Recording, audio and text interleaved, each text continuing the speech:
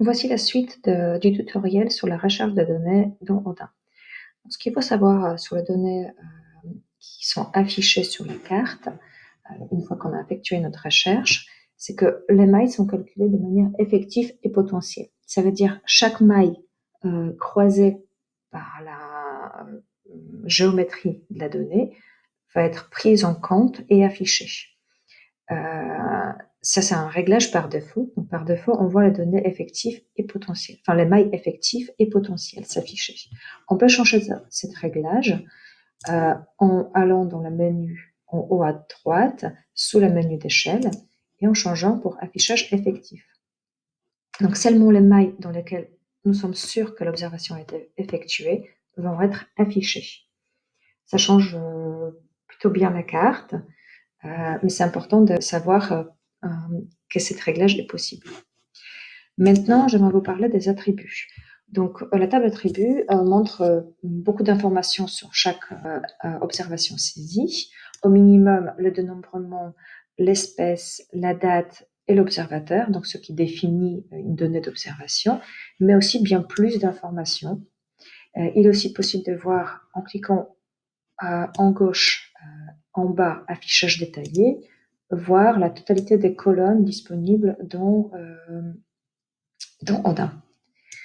Il est aussi possible pour chaque observation de voir, en cliquant à gauche sur une icône de feuille, une description dans un format différent que tabulaire. Aussi, on peut voir l'information sur la description du jeu de données auquel appartient la donnée, notamment avec l'organisme contributeur, la date de versement, etc. Et finalement, la petite icône de l'œil nous permet de visualiser la donnée sur la carte.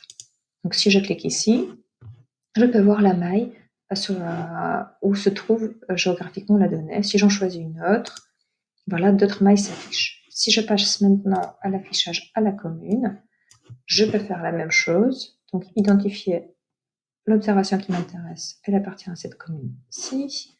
Si j'en choisis une autre, voilà, une autre commune va être soulignée. Maintenant, il est possible aussi d'interroger les données d'une autre manière. En choisissant l'outil à droite, sélection de la géométrie, on peut choisir la commune qui nous intéresse.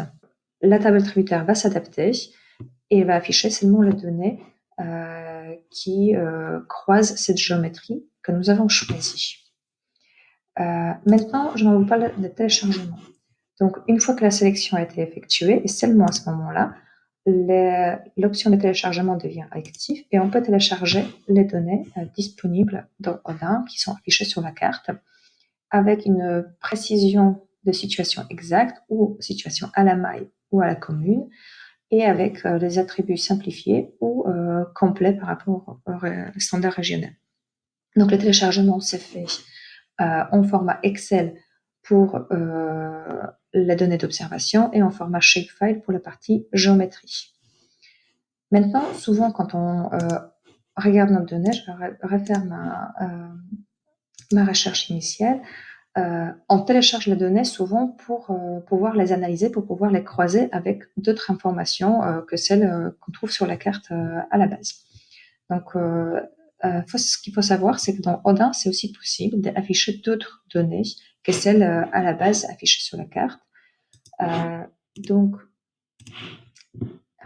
il est possible d'ajouter une couche KML, donc une couche avec des géométries vectorielles que vous avez créées ou trouvées, téléchargées, etc. Ou une service WMS. Beaucoup de ces genres de services sont produits par des institutionnels. Et notamment, là, je vais charger, pour exemple, une couche de données DBRGMM. On peut l'ajouter. Voilà, lire les couches. Et ajouter une couche sélectionnée sur la carte. Maintenant, il me reste seulement de remonter ma couche de résultats par-dessus pour pouvoir croiser des données d'observation avec les données de géologie ou plein d'autres données en utilisant la fonctionnalité WMS.